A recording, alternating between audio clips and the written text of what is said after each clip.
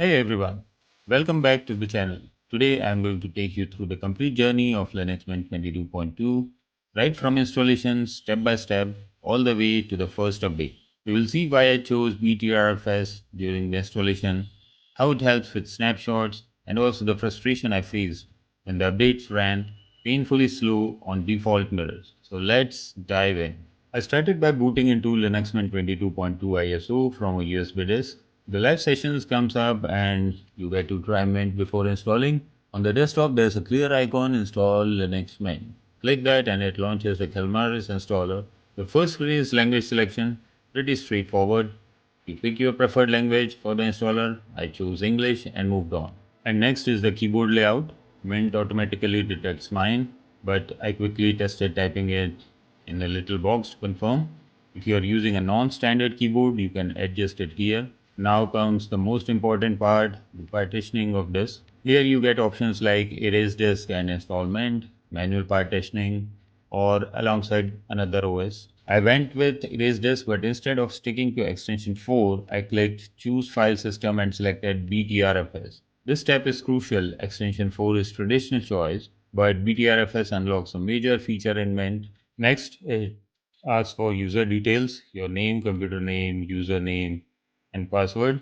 You can also choose to log in automatically or require a password. Pretty standard but important to set something you will remember. After that, you will get a summary screen showing you all the choices, language partitioning, user account, bootloader, location. Once you are satisfied, hit install. The process takes a few minutes, copying files, installing bootloader, and setting up the system. Meanwhile, the slideshow shows Mint's features, things like Update Manager, Software Manager, Timeshift, and its friendly UI. When it's done, you click Restart Now, remove the USB stick, and boot into your brand new Linux Mint 22.2 system.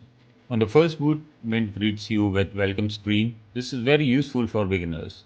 It has tabs like first tab, where you can choose themes, adjust settings, and enable system snapshots, documentation for quick guides, app suggestions to install extra software, and system snapshots, which we will come back to. This makes Mint very beginner friendly. Remember I chose Btrfs during installation? Here's why. With Btrfs, Mint can create time shift snapshots. Snapshots are like restore points. They are small, fast, and let you roll back your system if something breaks. For example, if an update fails or you mess up with your system, you can restore it in seconds. And since Btrfs snapshots are space efficient, you don't lose a ton of disk space either. This is one of the reasons I recommend Btrfs if you are doing a fresh install. Now comes the not so good part. After installation, the first thing you want to do is update. I opened the update manager, clicked refresh, and it showed me available updates, including Linux kernel and firmware packages. I hit install expecting it to be done quickly, but instead, the downloads were painfully slow. The progress bar barely moved, and after a long time, it almost felt like the servers were down. This was frustrating. It's one thing if a small package is slow, but here it was the kernel and firmware, the most important updates, and when they hang, you are basically stuck. After waiting too long, I decided to change the mirrors. In Linux Mint, you can do this easily. Go to Update Manager, Software Sources, and Mirrors. Here Mint lets you test servers and pick up the fastest one. I switched to the fastest mirror available in my region. Once I did that, the updates finally started moving at a decent pace, not super fast, but at least consistent eventually. Everything installed successfully and my system was fully updated.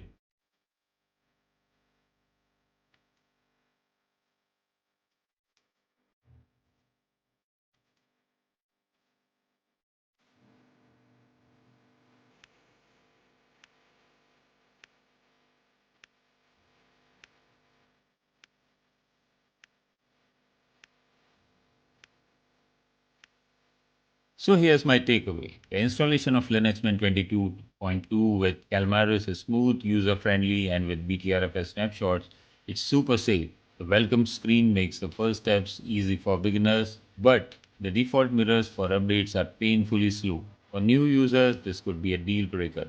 If you're installing Linux Mint 22.2, my advice is first, choose Btrfs for snapshots and change your mirrors before doing your first update. That's way you will avoid the frustration I went through.